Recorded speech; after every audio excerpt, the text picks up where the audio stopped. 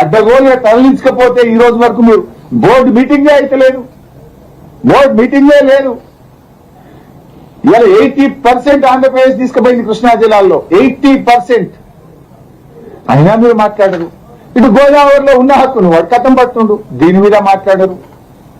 So ఇప్పటికైనా నేను రేవంత్ రెడ్డి గారిని ప్రభుత్వాన్ని అడుగుతా ఉన్నా. బీఆర్ఎస్ పార్టీ ఏమో కష్టపడి గోదావరి మీద 7 ప్రాజెక్టులకు 400 టీఎంసీల నీటి హక్కులు మేము సాధించినాం.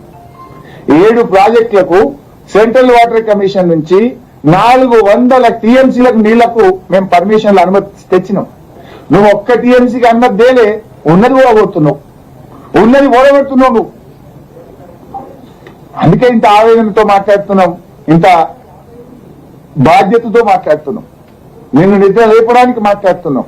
ఇప్పటికైనా మొన్న ఏకపక్షంగా వచ్చిన ఢిల్లీ నుంచి వచ్చిన మినిట్స్ లో ఇటు గోదావరి జిల్లాల్లో అటు కృష్ణా టెలిమెట్రీ విషయంలో తెలంగాణకు వ్యతిరేకంగా మినిట్స్ వచ్చినాయి కనుక ఒకవేళ నీ అధికారులు తప్పిపోయి ఒప్పుకున్నా, నీ అధికారులు ఒప్పుకోకపోయినా దాని మీద ఇప్పటికైనా మొద్దు నిద్రలు ఇవ్వండి, స్పందించండి. తెలంగాణ ప్రభుత్వం తరఫున ఈ మినిట్స్ ఒప్పుకోము అని చెప్పి తెలంగాణ నీటి హక్కులు కాపాడడానికి ప్రభుత్వం స్పందించాలని చెప్పి ఈ రోజు నేను బీఆర్ఎస్ పార్టీ పక్షాన ఈ కాంగ్రెస్ ప్రభుత్వాన్ని, రేవంత్ రెడ్డిని, ఉత్తమ్ కుమార్ రెడ్డిని డిమాండ్ చేస్తున్నాను. Thank you.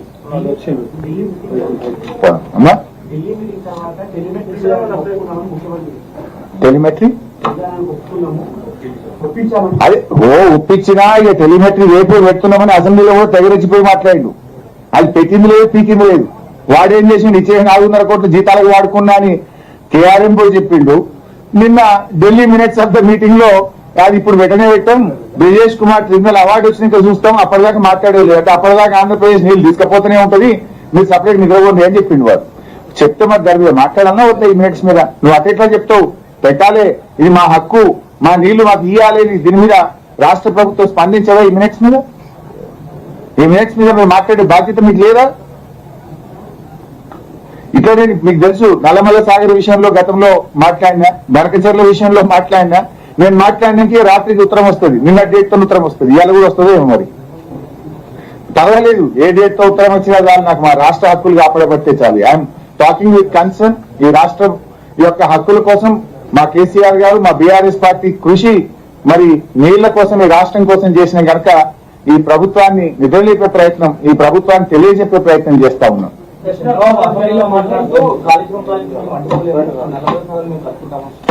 కాళేశ్వరం చంద్రబాబు ఎన్నిసార్లు అడ్డుకున్నాడో ఉత్తరాలన్నీ బయట పెట్టమంటే పెడతా ఇంకో రోజు ప్రెస్ మీట్ పెట్టి, ఒక్కసారి కాదు 10 సార్లు ఆనాడు ఆంధ్రప్రదేశ్ ప్రభుత్వం అడ్డుకున్నది. అడ్డుకోవడమే కాదు, ఇంకా జోక్ ఏంటంటే అన్ని అనుమతులు వచ్చిందాక ఈ అనుమతులు ఎట్లిస్తారు? దీనికి జిఆర్ఎంబి అనుమతి లేదు, దీనికి అపెక్స్ కౌన్సిల్ అనుమతి లేదు, ఇచ్చిన అనుమతులన్నీ రద్దు చేయమని కూడా రాసిండు ఆ నాయకుడు. అడ్డుకోలేదు కాదు, అడ్డుకోవడానికి అన్ని ప్రయత్నాలు చేసినా ఆ రోజు మేము మా శక్తి యుక్తులను ఉపయోగించి అనుమతులు తెచ్చినాం. ఇచ్చిన అనుమతులు ఎట్లిచ్చినావు తప్పు, ఈ అనుమతులు ఎట్లిచ్చినావు అని ఢిల్లీని అడిగి ఆ అనుమతులు రద్దు చేయమని కూడా ఈ బాబు గారు ఉత్తరం రాశాను. మాట్లాడేటప్పుడు ఒకసారి ఆఫీసర్ని అడిగి మాట్లాడాలి. He asked to cancel the permissions of Kaleshwaram project. Thank you. I am ready. పెట్టాలనే మేము డిమాండ్ చేస్తున్నాం. ఈ చేతగాని దద్దమ్మ ప్రభుత్వాన్ని ఎండగొట్టాం అసెంబ్లీలో. ఇంతకంటే ఆధారం ఏం కావాలి భాయ్ సాబ్? ఇప్పుడు ఎప్పుడు వచ్చింది మినిట్స్? 12 ఫిబ్రవరికి వచ్చింది, ఇవాళ 16 మార్చి. ఒక్కొక్క చుక్క ముఖ్యం కదా, నీళ్ల కోసం యుద్ధాలు జరుగుతుంటాయి దేశాల మధ్య, రాష్ట్రాల మధ్య. నీ 968 టీఎంసీల నీటి హక్కునే కాల రాస్తుంటే నిద్రపోతున్నావు అంటే నువ్వు అసలు నీకు రాష్ట్రం మీద, నీళ్ల మీద ఏ పాటి అవగాహన ఉందో అర్థమైతలేదు.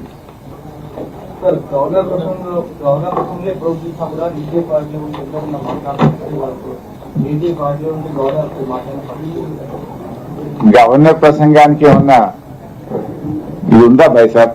బాధ కలిగేది ఏంటంటే గవర్నర్ చేత కూడా అబద్ధాలు చెప్పిస్తున్నారు. ఇది నేను చెప్తే చాలా విషయాలు ఉన్నాయి. మొదటి గవర్నర్ ప్రసంగంలో తమిళనాడు సౌందర్యన్ గారు ఉన్నప్పుడు 6 గ్యారంటీలకు చట్టబద్ధత కల్పించడానికి ముఖ్యమంత్రి గారు సంతకం చేశారు అని చదివింది గవర్నర్ గారు. మల్లొక గవర్నర్ గారు ఇందిరమ్మ ఆత్మీయ భరోసా పథకాన్ని నా ప్రభుత్వం ప్రారంభించింది అని కూడా గవర్నర్ గారు చదివిండు. తర్వాత వచ్చిన గవర్నర్ గారు చదివిండు. వచ్చిందా ఇందిరమ్మ ఆత్మీయ భరోసా? అట్లా గత గవర్నర్ ప్రసంగాల్లో గాని ఇప్పటి గవర్నర్ ప్రసంగాల్లో గాని అన్ని పాపం గవర్నర్ గారి చేత అబద్దాలు చెప్పించారు, గవర్నర్ గారి చేత సత్యదూరమైనటువంటి విషయాలు చెప్పించారు. Thank you. అది నన్ను అడిగే ప్రశ్న కాదు, కిషన్ రెడ్డి గారిని అడగండి.